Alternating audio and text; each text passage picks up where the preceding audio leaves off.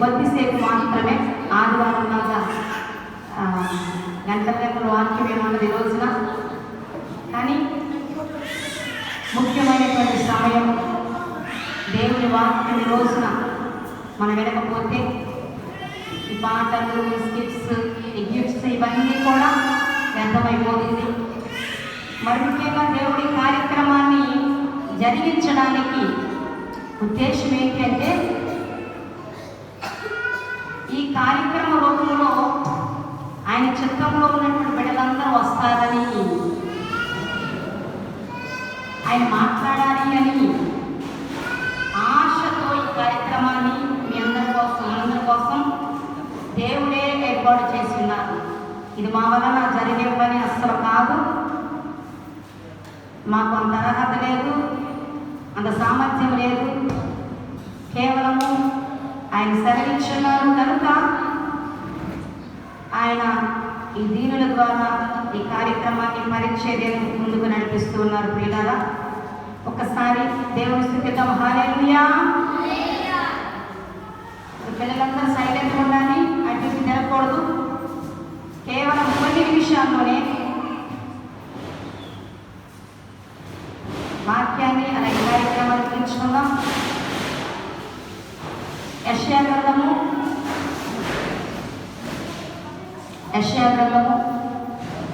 9వ అధ్యాయము 6వ వచనాన్ని చదువుకుందామా? ఏలయనగా మనకు శిశువు పుట్టెను, మనకు కుమారుడు అనుగ్రహించబడెను, ఆశ్చర్యకరుడు, ఆలోచనకర్త,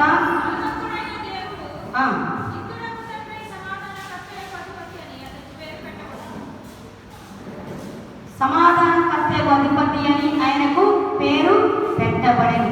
చిన్న ప్రార్థన చేసుకుందామా? వాక్యం నిమిత్తం ఈ సమయంలో యేసయ్య నాతో సూటిగా స్పష్టంగా మాట్లాడుతాను. యేసయ్య ఇవన్నీ ఏర్పాటు చేసింది నీవు ఈరోజు ఈ మాటలు వినాలి అని,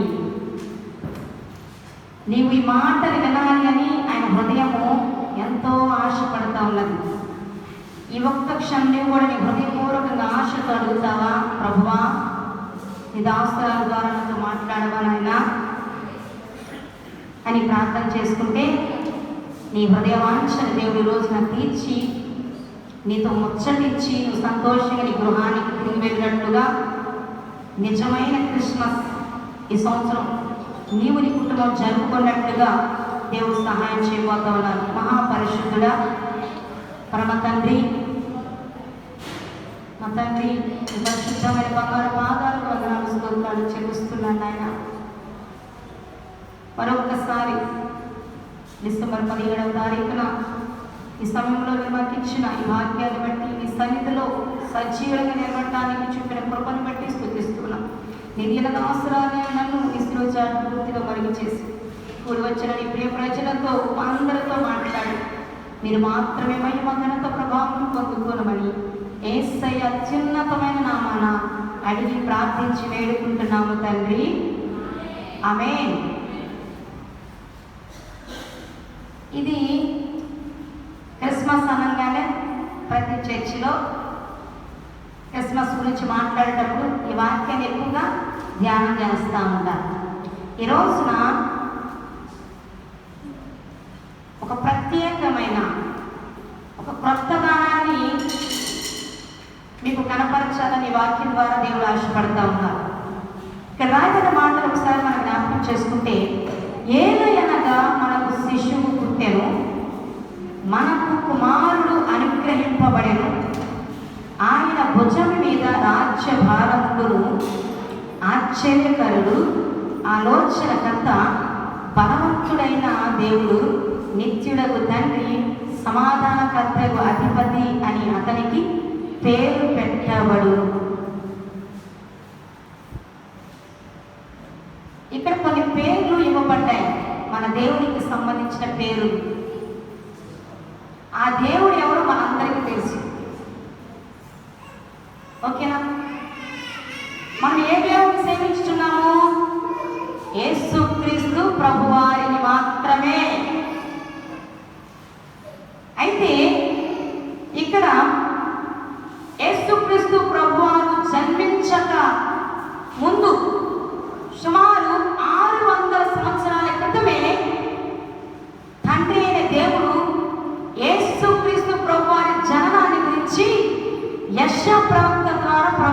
బయలుపరిచారు.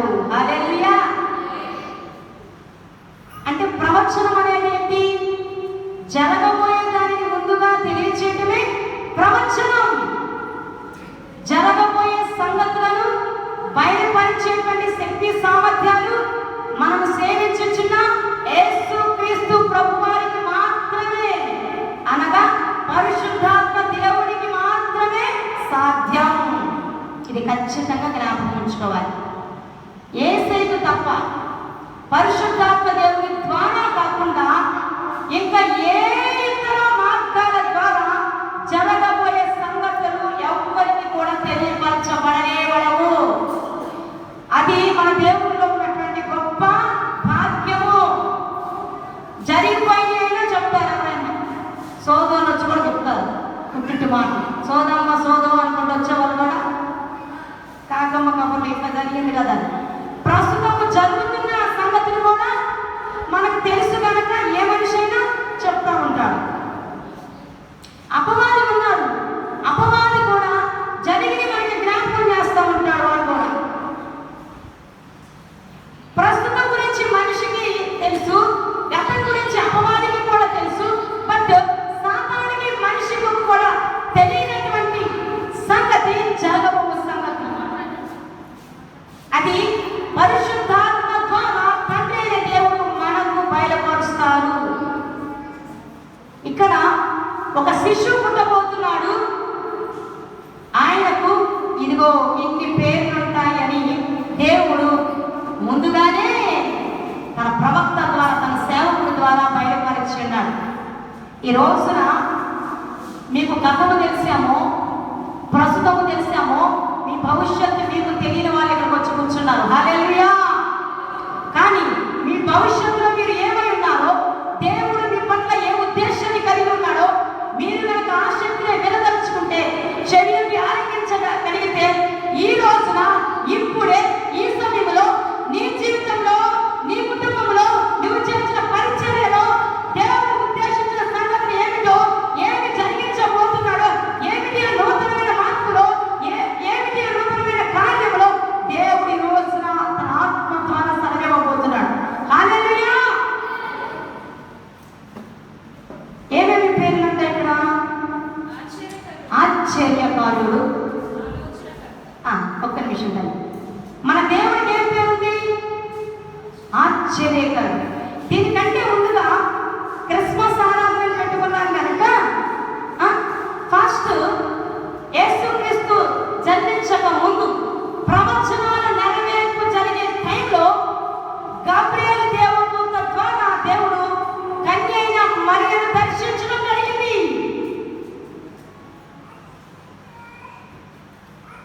అప్పుడు దూతను ఫస్ట్ టైం చూడటం మరియమ్మ, ఆమె దేవుని భయభక్తులు కలిగినటువంటి కన్యక. అప్పటికే యోసేపు అనే వ్యక్తితో ప్రధానం చేయబడి ఉన్నది, కానీ వివాహం జరగలేదు. అయితే ఆమె గొప్ప ప్రార్థన పరురాలు, దేవునికి ఇష్టముగా జీవిస్తుంది. దేవుడు ఆమె ద్వారా భూప్రపంచంలోనికి రావడానికి అద్భుతకరమైన ప్రణాళికను కలిగి ఉన్నాడు. హల్లెలూయా. యేసయ్య ఎవరి గర్భంలో నుండి రావాలనుకున్నాడు అంటే, ఇదిగో ఈ మహాతల్లి కన్య అయిన మరియా. యేసుక్రీస్తు ప్రభువారు అంటే ఎవరు? దేవాతి దేవుడు, సృష్టికర్త, సర్వశక్తి కలిగిన దేవుడు. ఆయన మానవుడిగా జన్మించడానికి కన్య అయిన మరియమ్మ గర్భాన్ని కోరుకున్నాడు. అబ్బా. దేవదూత వచ్చి, మరియా, దేవదూతను చూడగానే ఆ కాలంలో, ఎందుకంటే మనుషులు చూస్తారు, దేవదూత చూసినప్పుడు ఎట్లా ఉంటారు? యేసయ్య మహిమని కలిగి ఉంటారు కనుక, వెలుగుతో వస్తారు కనుక సాధారణంగా ప్రతి భక్తుడు వారిని చూడగానే భయపడిన సందర్భాల్లో మనం చూస్తాం. మరి కూడా దేవదూత చూడగానే భయపడిపోయింది. అప్పుడు ఆయన అంటున్నారు, నీవు భయపడవద్దు, నేను భయపెట్టడానికి రాలేదు, నీకు వింతైన కబురు చెప్పడానికి, నీకు జరగబోయే సంగతి తెలియచేయడానికి, నీవు దేవుడి ఉద్దేశంలో ఏమై అది నెరవేర్చే సమయం వచ్చింది కనుక అది తెలియచేయడానికి వచ్చాను అని దూత చెప్పగానే సెలవివ్వండి అని చెప్పింది. చెప్పినప్పుడు ఏం మాట మాట్లాడారు దేవదూత? ఆశ్చర్యకరమైన మాట, వింతైన మాట, అద్భుతమైన వర్తమానాన్ని పరలోకంలో తీసుకొచ్చారు. ఏమిటి అనంటే, నీవు గర్భవతివై ఒక కుమారుని కంటావు, ఆయనకు యేసు అని పేరు పెడతావు. నేను టైం లేదు కనుక రిఫరెన్స్ చూపించుకున్నా, మనం ఈ నెలంతా వింటున్నాం కదా అని త్వరగా వెళ్ళిపోతాను. నీ గర్భమున కుమారుడు జన్మించబోతున్నాడు, ఆయనకి యేసు అని పేరు పెట్టు. ఆయన ఈ మానవాళి రక్షణ కొరకు జన్మించబోతున్నాడు. పాపులను రక్షించడానికి ఆయన జన్మించబోతున్నాడు. ఆయన జన్మించడానికి నీ గర్భాన్ని దేవుడు కోరుకున్నాడమ్మా. వింటుంటే అమ్మో, లోక రక్షణ నా గర్భములో ఉన్నవాటమ్మా, నేను ఆయన మొయ్యడమా, నేను ఆ కన్నతండ్రిని కనడమా. బాగుంది, కానీ వెంటనే మరొక భయం వచ్చేసింది. దేవుడు గర్భం మోయడం అంటే సంతోషమే, కానీ కన్యక గర్భవతి అయితే ఆ కాలంలో పరిస్థితి ఏంటి చెప్పండి? కన్యక గర్భవతి అవ్వడం సృష్టిలో ఎప్పుడన్నా విన్నదా? అసలు అది ఏమైనా జరిగే పనా? ఆ కార్యము ప్రకృతికి విరుద్ధం కదా, సృష్టికి విరుద్ధం కదా. ఒక పురుషుడు స్త్రీని కూడకుండా గర్భము దాల్చడం అనేది అసాధ్యము. అది ప్రతి ఒక్కరికి తెలిసినదే. కానీ అసాధ్యాలను సాధ్యపరచగలిగినది దేవుడు. అప్పుడే దేవుడి కార్యం చేశారు అని నమ్మగలుగుతారు. మామూలుగా గర్భం ధరించి బిడ్డను కన్నదనుకో ఎవరు నమ్ముతారు? స్పెషల్ ఏముంటుంది ఆయన రాకకు? ఎందుకంటే పుట్టబోతున్న యేసుక్రీస్తు ప్రభువు ఏమై ఉన్నారు? పరిశుద్ధుడు. మనందరము తల్లి కలిగితో, భార్య భర్త కలిగితో బిడ్డలు పుడతారు. అందుకనే మనము ఈ బైబిల్ చెప్తున్న రోమీయులకు రాసిన పత్రికలో నీతిమంతుడు ఒక్కడు లేడు, అందరూ పాపులే. కానీ యేసుక్రీస్తు ప్రభువారు పాపులను రక్షించాలంటే పరిశుద్ధుడు కావాలి, పరిశుద్ధుడు రావాలి, పరిశుద్ధుడి రక్తము చిందించబడాలి. అయితే ఆయన ఆమె వినగానే ఇది ఎట్లా జరుగును, ఇది ఎలాగూ జరుగును ప్రశ్న. మీతో కూడా మనతో కూడా దేవుడు తన దాసు ద్వారా మాట్లాడుకున్నప్పుడు కొన్ని సంగతులు మీ వల్ల కానివి, అప్పటిదాకా జరగనివి, ఇదిగో ఇలా జరుగుతాయంట అని చెప్తుంటే మనకేం ఆలోచన వస్తుంది? క్వశ్చన్ మార్కే వస్తుంటుంది మరి కాదా? అప్పులో చాలా మంది ఉన్నారు కాబట్టి అప్పుల గురించి చెప్తా. 10 లక్షల అప్పు ఉంది, నీ అప్పులన్నీ తీర్చేస్తానంటున్నాడు దేవుడు. అంటే అప్పటికే తెప్పుల పడి అందరి దగ్గర అడిగి కుంగిపోయి కూర్చుంది, మార్గమే లేక కూర్చుంది. దేవుడి సన్నిధికి వచ్చింది ఒక రాయేద్దాం అన్నట్టుగా, ఒక అవకాశం కొరకు. అయితే సడన్గా దేవుడు అన్నారు, నీ అప్పులన్నీ నేను తీసేస్తాను, నేను నీ కొరకు మార్గం తెలుస్తాను అని అన్నాడు అనుకో. అప్పుడేమైంది? మీకు గొప్ప విశ్వాసం అయితే గంతులేస్తూ తిరిగేస్తారు. ఒకవేళ విశ్వాసం అయినా కూడా అట్లాంటి మాటలు చెప్పినప్పుడు ఏమంటారు? ఇది ఎలాగ సాధ్యము? 10 లక్షలు నేను ఇంత తిప్పల పడితేనే జరగలేదు, ₹1 పుట్టలేదు. దేవుడు ఒక్క మాట ఎలా సాధ్యం చేస్తాడు? ఇది ఎలా సాధ్యము? ప్రశ్నలు వస్తూ ఉంటాయి. కానీ దేవుడు మనకు ఏది చెప్పినా అది నమ్మినట్లయితే నువ్వు దేవుడి మహిమను చూస్తావని దేవుడి వాక్యం సెలవిస్తుంది. నమ్ముట నీ వలనైతే నమ్మడానికి సమస్తము సాధ్యమే. నువ్వు నమ్మిన దేవుడి మహిమను చూస్తావు అని దేవుడు చెప్పారు. మరియ అదే ప్రశ్న వస్తే గాబ్రియేలు దేవుడు ఒక చక్కని మాట చెప్పింది.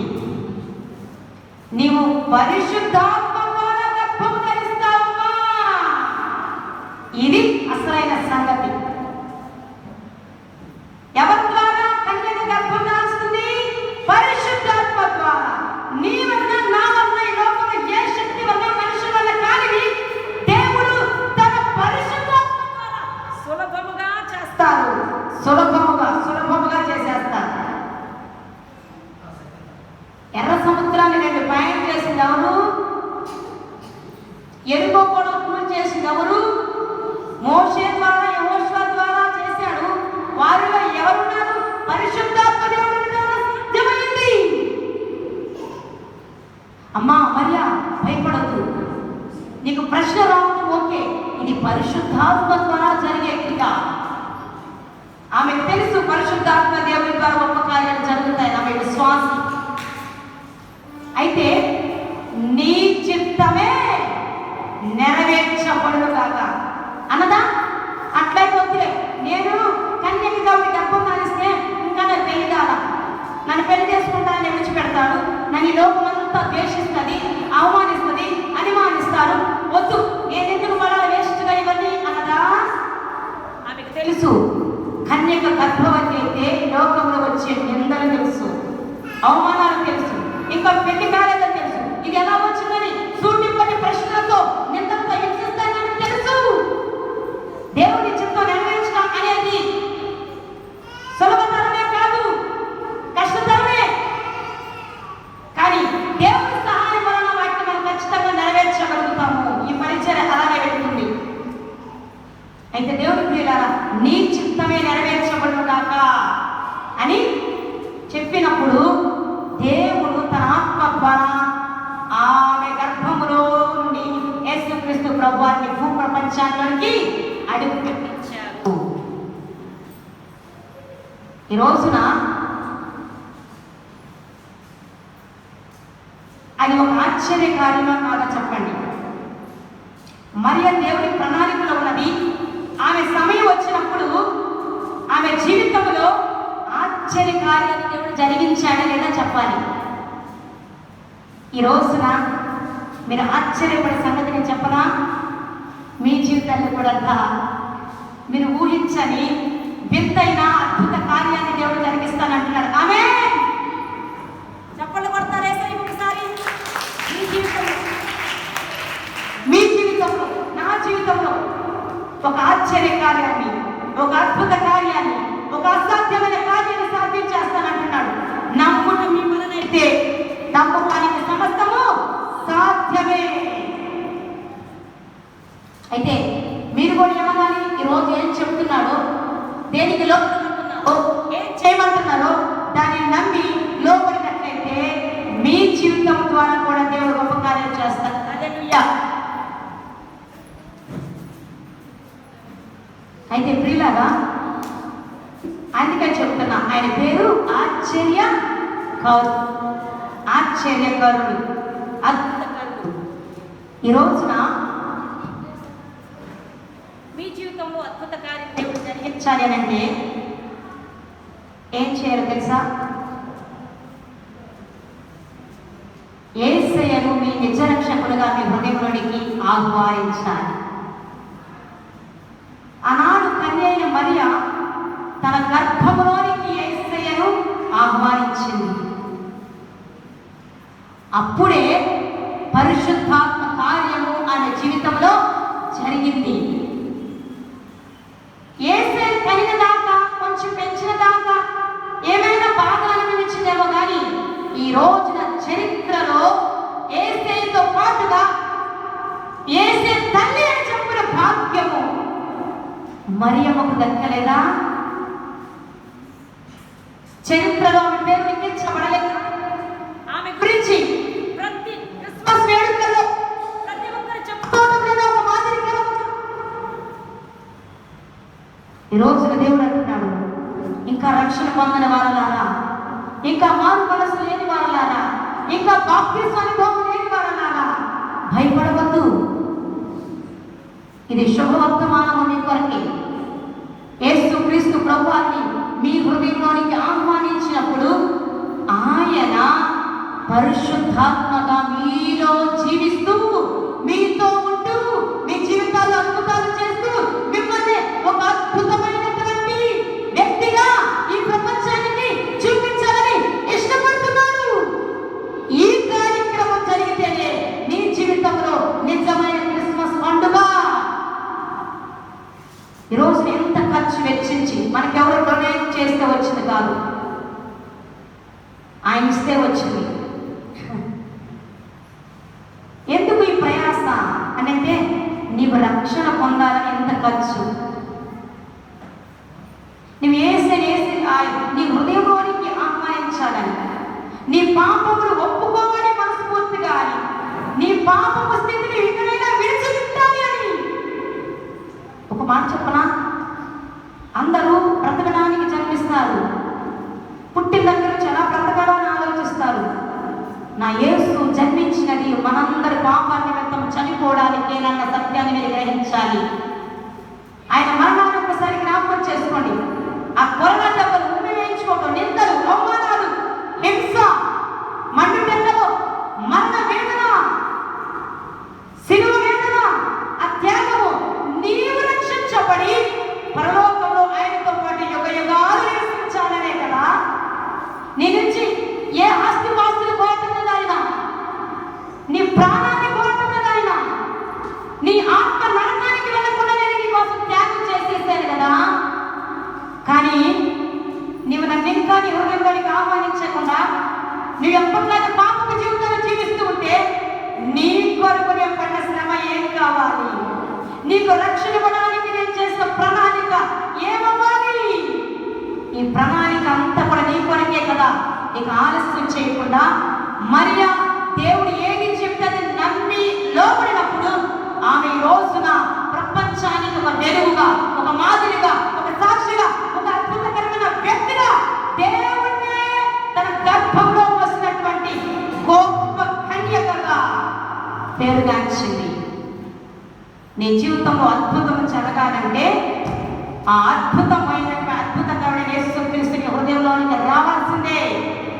ఆయన నీ హృదయంలోనికి రానంత కాలము సాతాను నీ హృదయంలో ఉంటారు, పాపం నీ హృదయంలో ఉంటుంది. నీ ఇంట్లోకి నీ ద్వారా పాపము, సాతాను వాడి దూతలు ఎలుబడి చేస్తారు, నీ కుటుంబాన్ని నాశనం చేస్తాడు. వాడి వల్ల నరకాగ్నికి నిన్ను నీ కుటుంబాన్ని తీసుకొని వెళ్తాడు.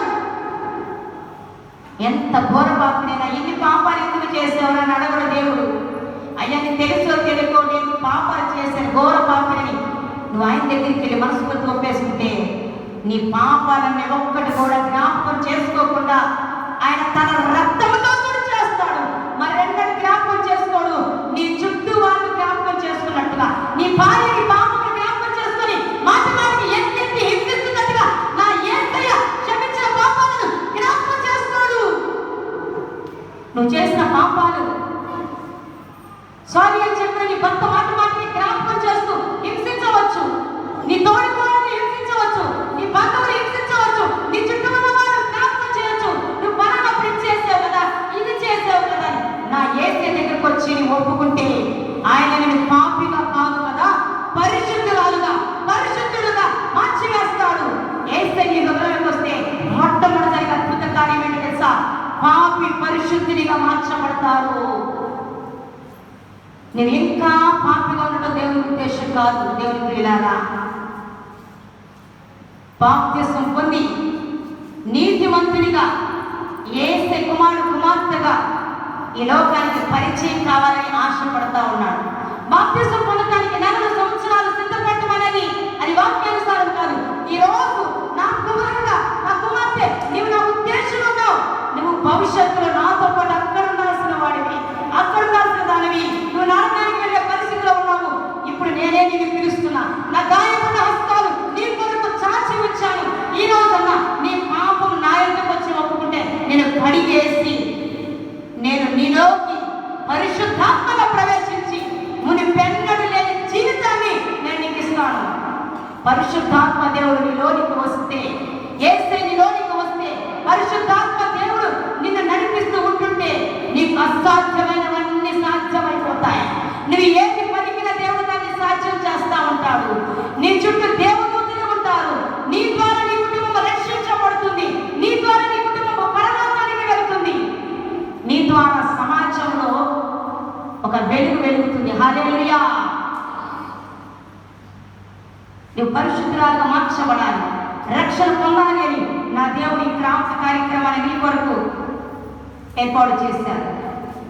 ఇంకా రక్షణ పొందకుండా బాప్తిసం పొందని అనుభవం ఉంటే నేను ఎంత ఘోర పాపమైనా, ఇప్పటికీ పాపం చేసి ఇక్కడికి వచ్చి కూర్చున్నా, నా దేవుడు నిన్ను అసహించుకోవకుండా, పాపాన్ని అసహించుకునే దేవుడు పాపిని ప్రేమిస్తున్నాడు.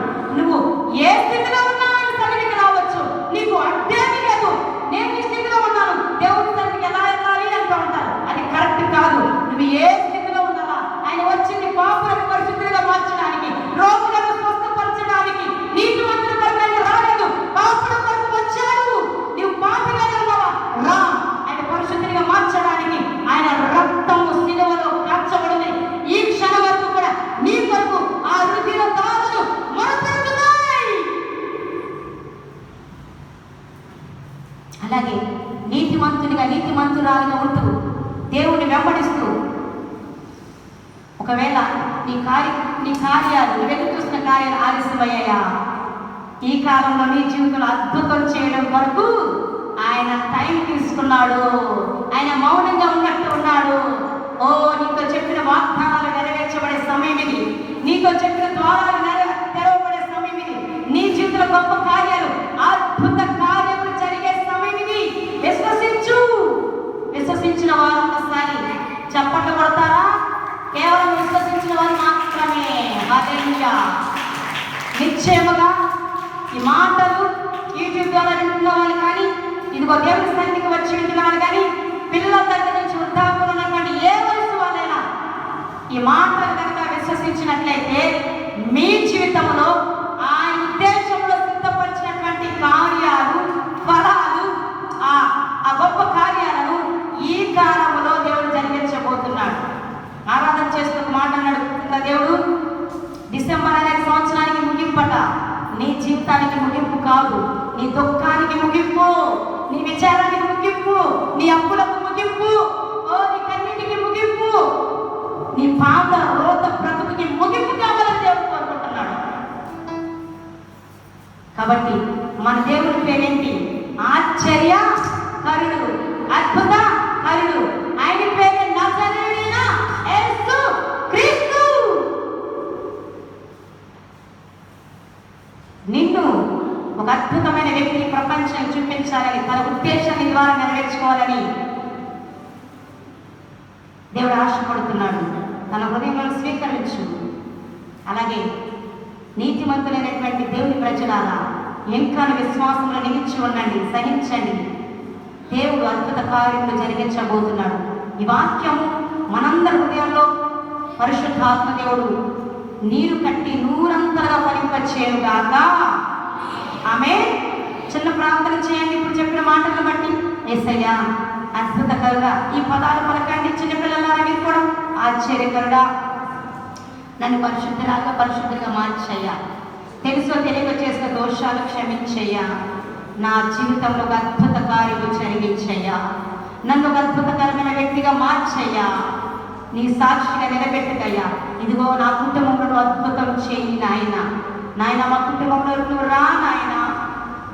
ప్రార్థన చేద్దామా? మహాపరిశుద్ధుడా, ప్రేమ కలిగిన యేసయ్యా, నీ పరిశుద్ధమైన బంగారు పాదాలు పొందనాలు, స్తోత్రాలు చెల్లిస్తున్నాం. ఆశ్చర్యకరుడు, అద్భుతకరుడు నాయన, సమాధానకర్త అధిపతివి నా యేసు నాథుడు నాయన. మా అందరితో మీరు మాట్లాడిన మాటలను బట్టి మేము స్తుతిస్తూ ఉన్నాం. కూడి వచ్చిన బిడ్డలు ఏ ఆశతో వచ్చి ఉన్నారో వారి ఆశల ప్రాణాలను తృప్తిపరచండి అయ్యా. రక్షణకు దూరంగా సాతాను మోసం చేస్తూ ఉంటే ప్రభువా, వాళ్ళందరిలో ఈ వాక్యాన్ని ముద్రించి ఫలింపచేసి అయ్యా రక్షణ పొందడానికి, బాప్తిస్మ అనుభవంలోకి రావడానికి, వారి పాపములు వాళ్ళు హృదయపూర్వకంగా ఒప్పుకోవడానికి అయ్యా పరిశుద్ధాత్మ క్రియ వారి హృదయంలో జరిగించమని ప్రార్థిస్తున్నా. అలాగే నీ ప్రజలు నువ్వు చెప్పిన మాట నెరవేర్పు కొరకు ఎదురు చూస్తూ ఉండగా, గొప్ప కార్యాల కొరకు ఎదురు చూస్తూ ఉండగా, ఆ అద్భుత కార్యములు నాయన బిడ్డల జీవితంలో, మా అందరి జీవితంలో జరిగించి నీ నామానికి మాత్రమే మహిమ తెచ్చుకోమని, ఇంకా జరిగిన కార్యక్రమాన్ని మీ ఆత్మ చేత నడిపించి మీ నామానికి మాత్రమే అత్యంత మహిమగంత ప్రభావం తెచ్చుకోనమని యేసయ్య ఘననామను ప్రార్థించి వేడుకొని పొందుకొని మా తండ్రి బిగ్గరగా సెలవుడు. ఆమేన్, ఆమేన్.